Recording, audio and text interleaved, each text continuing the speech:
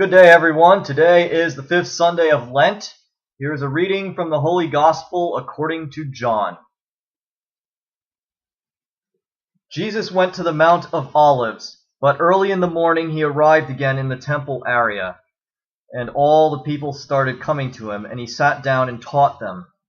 Then the scribes and the Pharisees brought a woman who had been caught in adultery and made her stand in the middle. They said to him, "Teacher, this woman was caught in the very act of committing adultery. Now in the law, Moses commanded us to stone such women. So what do you say?"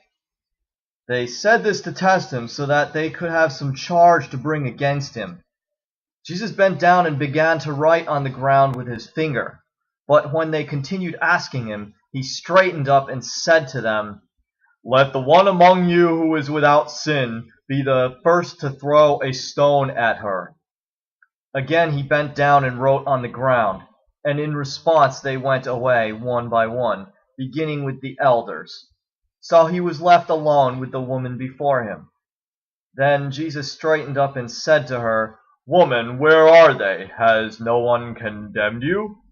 She replied, "No one, sir." Then Jesus said, "Neither do I condemn you. Go, and from now on do not sin anymore." The Gospel of the Lord. So, you all know what day it is. Today is, in the Catholic Church, it's known as the Feast of St. Patrick. For most other people, it's known as St. Patrick's Day. Given that I do bear a name that is believed to come from the county Donegal, I feel that I should at least mention a little something about St. Patrick's Day, in spite of the fact that I am only about a quarter Irish. But nevertheless, the last name kind of gives that away. Anyway, so St. Patrick's Day, just like Christmas and Easter, is one of the most misunderstood holidays on the Catholic calendar. It's been treated like a day of excess and debauchery, and if anybody has seen my fraternity composite from my chapter back in the days, and you had a fellow with the nickname Seamus McMuffin, and he's got a pin that he's wearing that says, "Patrick was a saint, I ain't." You know, things like that. It gives you an idea of the way St. Patrick's Day tends to be treated. Now, St. Patrick's Day, first of all, St. Patrick was not even Irish. He was a Roman citizen who got captured by the Irish and enslaved by them. And after a while, he did finally escape, but not after losing pretty much most of his childhood. So you can imagine he might have been a little bit bitter. And being a Roman citizen, well, the Romans were always had their eye out for potential new territory because they could, quite frankly. They came, they saw, they conquered, Veni Vidi Vici, the old Roman saying. It's because they could.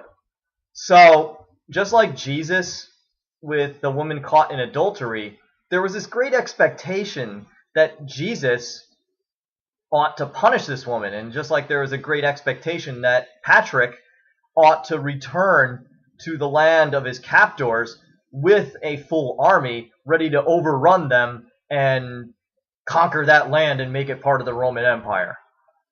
But also there was there was also the fact that if Jesus did in fact, so there's an expectation that Jesus would punish the woman.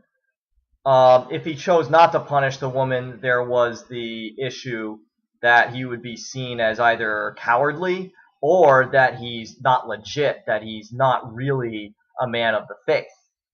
And likewise, if Patrick did not come with an army to conquer his former captors, there would be the thought that he's going soft, he's feeling too nice, and also the fact that he's doing a disservice to Rome, because Rome, he'd be a very valuable asset in their conquest of Ireland, because the Irish would not have much of a home field advantage. I mean, St. Patrick back then, knew his way around.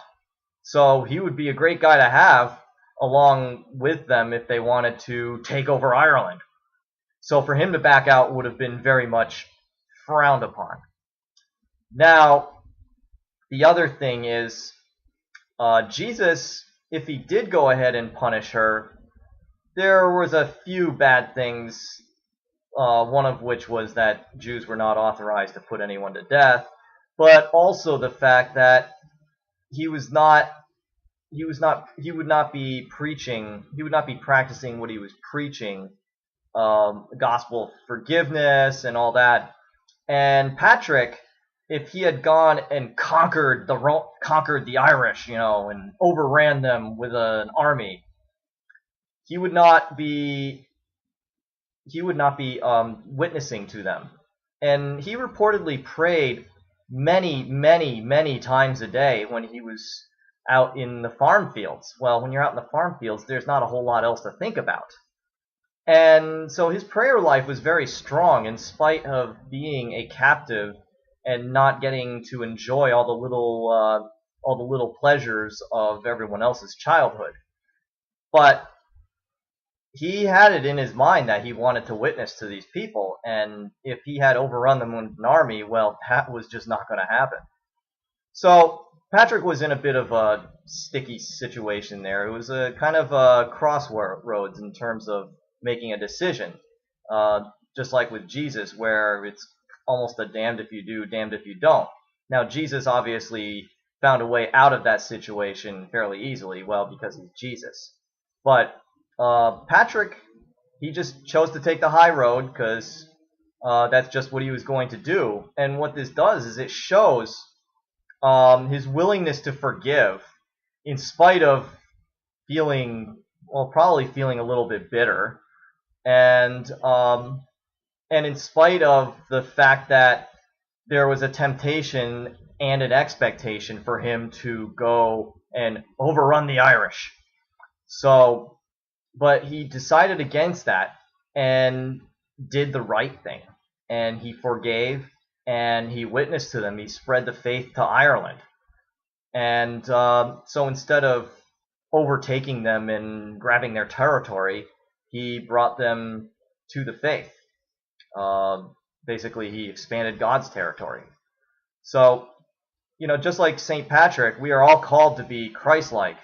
It's not about whether St. Patrick was a saint and we ain't. It's about us trying to follow St. Patrick's example and just trying to do the right thing in any kind of situation where we have to make a decision like that. So, just some food for thought, and happy St. Patrick's Day to you all. All right, peace out.